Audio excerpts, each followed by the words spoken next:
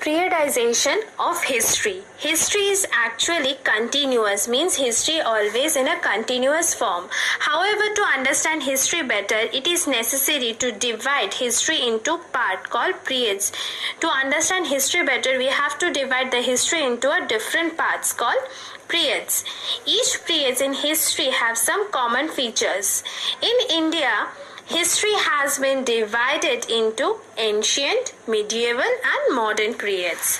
Next, the sources of history. There are different kinds of materials that provide information about the past, means different kinds of materials that provide the information about past. They are called sources of history. This source can be divided into two. One is literary source, another is archaeological source. First one is literary source. Literary source are handwritten records that are found on palm leaves, parchment and barks. The handwritten records, whatever we found from palm leaves, parchment and barks. Most of the literacy source in India were written in languages such as Sanskrit, Pali and Prakrit. Tamil and Telugu were used in South India. Sometime go to our next page. The written records were not in many languages but were actually in the form of picture and drawing. In the past, we found there is no written records are there. There is no languages, only pictures and drawing are there.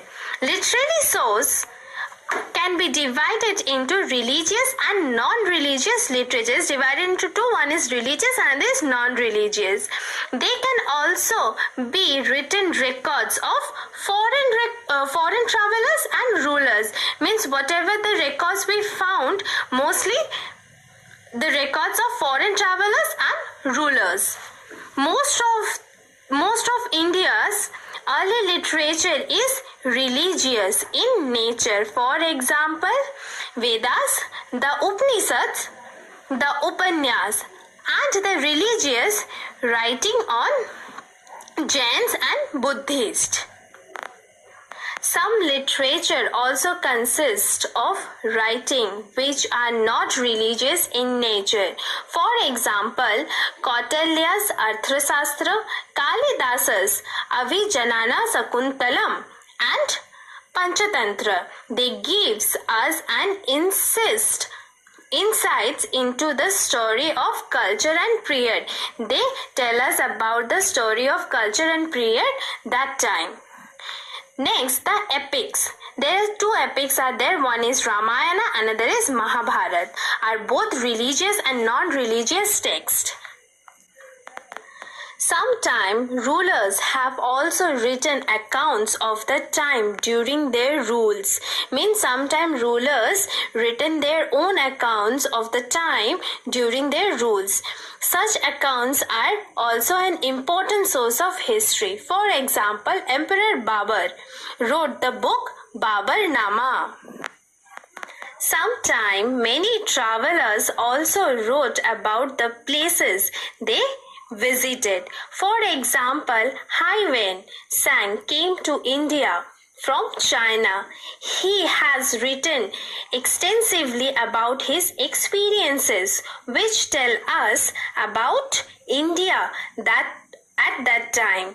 Means he visited India and written his experience, which tell us about India that time.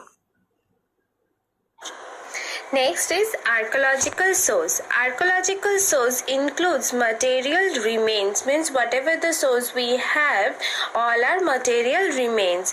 These remains can be artifacts such as pottery, tools, seals, coins and monuments. Whatever the remain materials we have, all are pottery,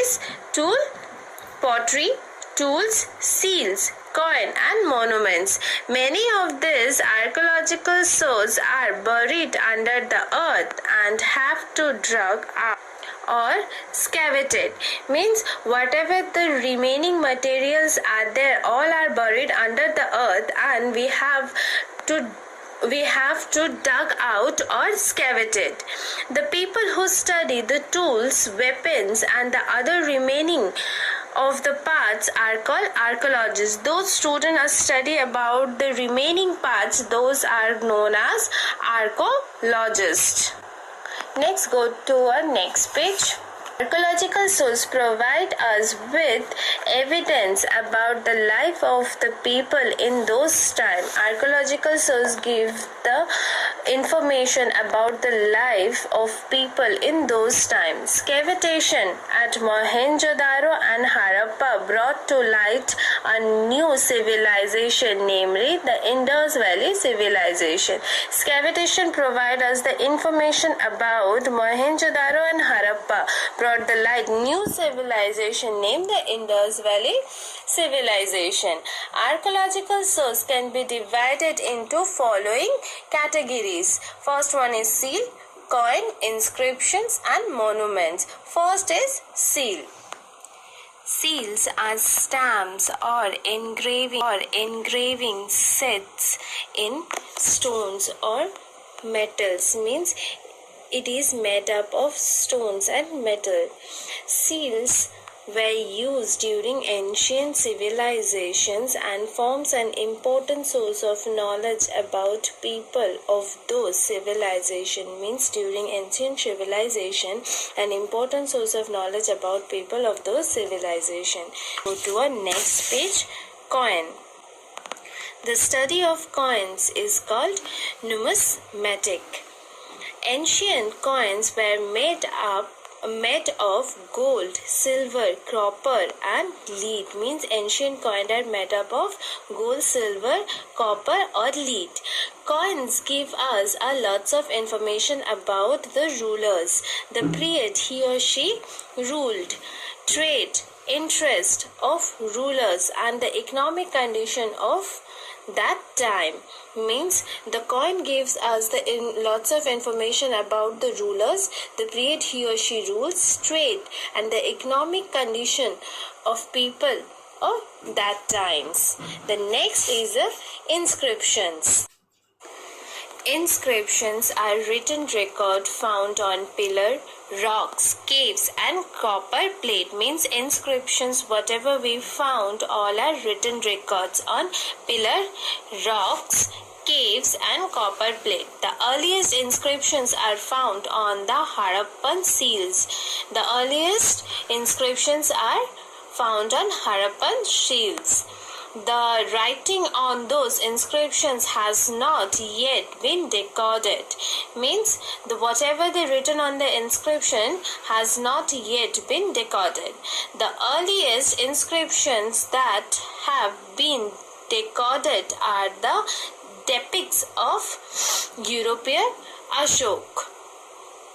Inscriptions provide us with information about the name, title of rulers, extent of the empire and royal orders. Means the inscriptions provide us whatever the information about the names, titles of rulers, extents of empire and royal orders. We can get a good idea of the political, social, economic and religious conditions of India under different rules. Means we get a good idea about political, social, economic and religious conditions of India under different rulers. Next is monuments.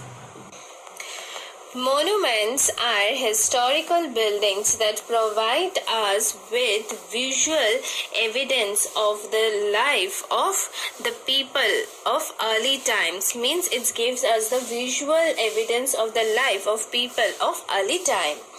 We learn about the material use, the influence of other cultures upon our people, the economic condition of the empire and the religious beliefs prevalence in those times. Means the economic condition of empire, then the influence with the cultures, all are we know about the monuments. For example, some examples of monuments are Sanchi Stupa, Hawa Mahal and Taj Mahal are some monuments in India. Go to our next page. To preserve historical source. Preservation of historical source is important. The study of history is only possible if we preserve the historical source. Means if we preserve the historical source, then the study of history is possible, and historical source is very important.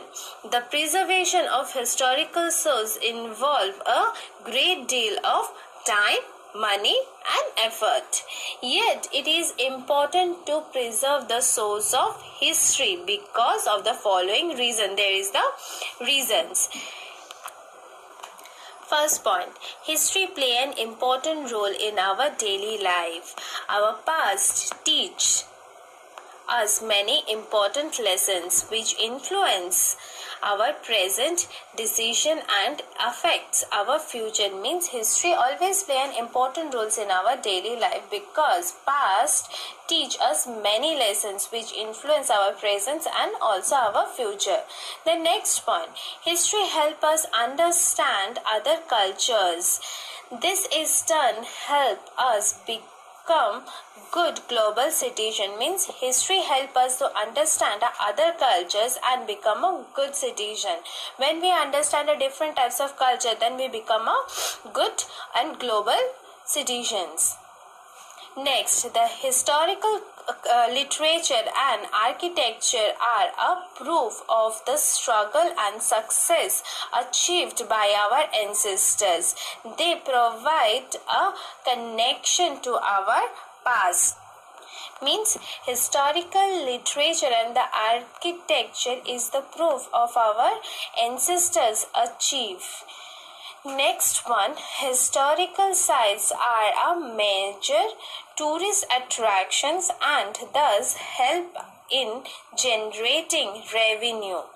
That the maintenance of these sites also provides jobs to many people. Means historical sites are mainly a tourist attraction and helps in generating revenue and also gives and also provides many people to jobs.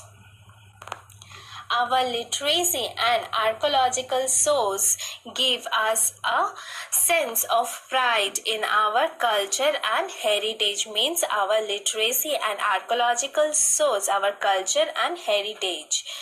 As citizens of this country, it is our duty to preserve this rich inheritance. Means it is our duty to preserve this inheritance. We should take care of the monuments by not writing on them or disfiguring them. The government cannot preserve this rich heritage without our support. Means the government cannot preserve without our support. We have to support the government to preserve our heritage.